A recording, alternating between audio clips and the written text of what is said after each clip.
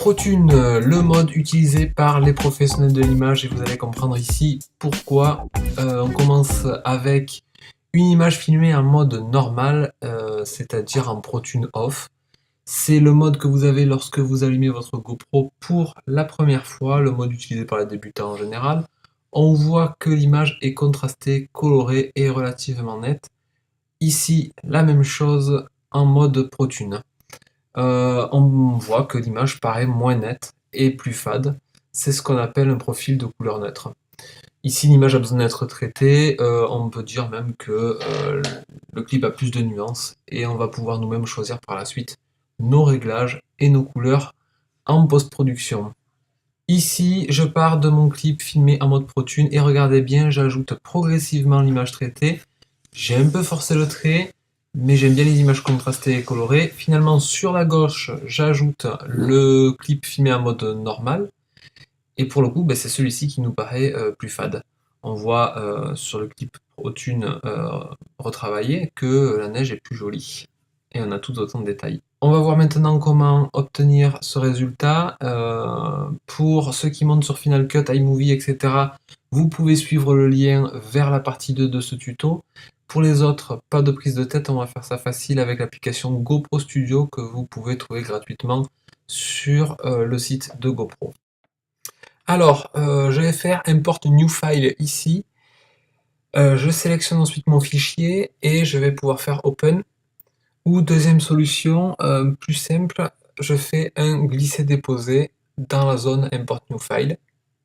Je vais agrandir mon logiciel.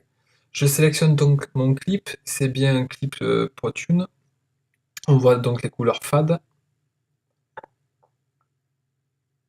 Je vais ensuite ajouter ce clip à ma liste de conversion en faisant le bouton ici en bas à droite.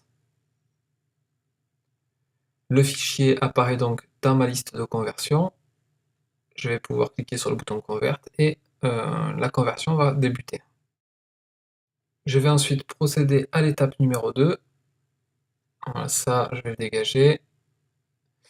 Ensuite, je sélectionne mon clip donc, qui a été converti et d'office, il y a le preset ProTune qui s'est mis dessus. On va voir ici en développant les presets. Voilà, c'est ce preset ici qui s'est mis d'office ProTune. À savoir que d'origine, j'étais comme ça, voilà, sans preset. Donc, j'ai deux solutions pour ça.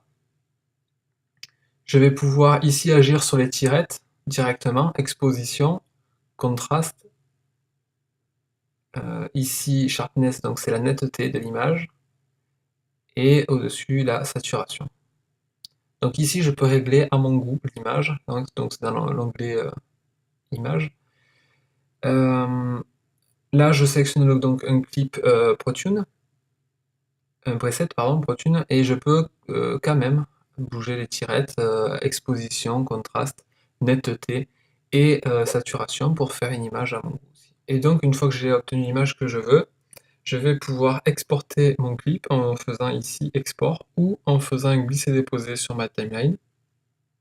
Après quoi, je pourrais ajouter d'autres clips pour faire un petit montage.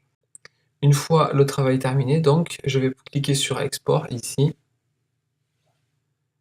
et je vais pouvoir nommer mon fichier. Clip ProTune.